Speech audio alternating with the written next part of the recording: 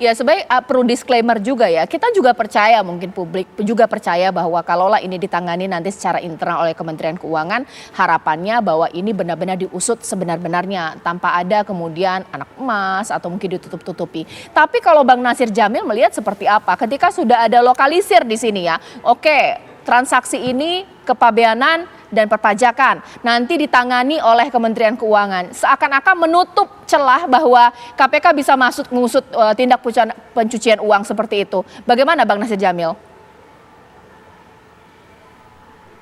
Bang Nasir Jamil, suaranya belum terdengar, apakah di-mute? Halo? Ya, boleh dilanjutkan. Bang Nasir Jamil dilanjutkan. Komisi Pemberantasan Korupsi itu kan punya fungsi juga, punya kewenangan melakukan monitoring ya terkait dengan penyelenggaraan pemerintahan yang bersih begitu. Oleh karena itu tadi sudah dilokalisir kepabeanan dan perpajakan, dan itu kemudian dalam tanda kutip diurus oleh Kementerian Keuangan. Nah karena itu ini angkanya tidak kecil ya. Meskipun sejak 2009 hingga sekarang ini.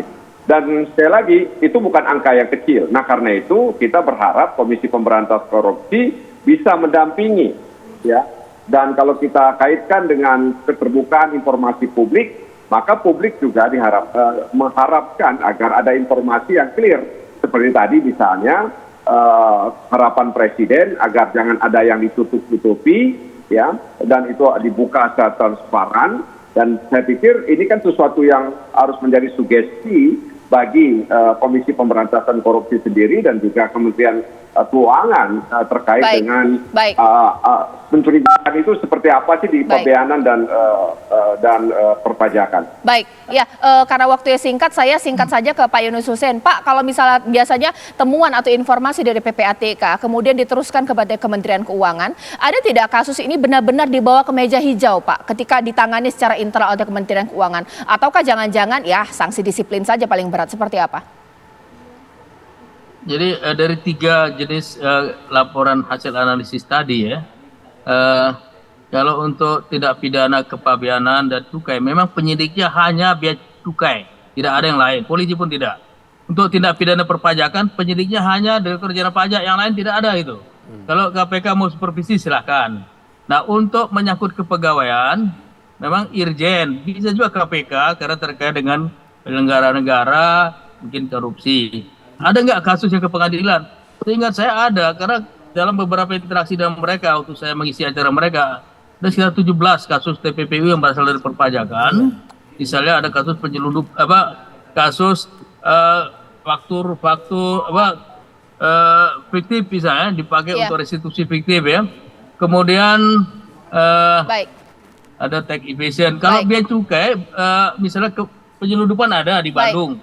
Kemudian yang nggak pakai cukai palsu ada. Kebetulan saya menjadi ahlinya dalam beberapa kasus TPPU itu. Pak Yunus, ya sekarang saya singkat ke Bang Saur. Bang Saur, oke, penyidiknya hanya orang pajak, hanya orang cukai. Lah justru ini 2 institusi sedang disorot. Masyarakat tidak percaya, seperti apa? Makanya itu yang kita bilang, kan mereka yang memulai itu angka 300 triliun.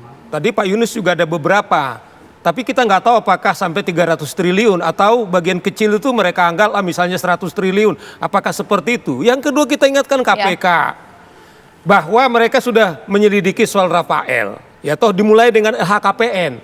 Nah kalau tidak salah Nasir bisa ingatin kita, salah satu visi kuat daripada KPK yang periode sekarang ini adalah memperkuat pencegahan.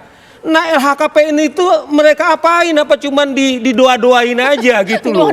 Nah maksud saya Rafael ini segera dituntaskan karena kemungkinan ini hasil korupsi, sudah nggak mungkin yang lain. Yang lain juga kalau ada dugaan korupsi yang dibilang kecil tadi sama si Ipan itu, kejar dia. Yang mana bagian kecilnya itu yang stafnya itu kemungkinan itu hasil korupsi, segera KPK kalau emang tidak jalan ambil karena memang KPK sebagai supervisi.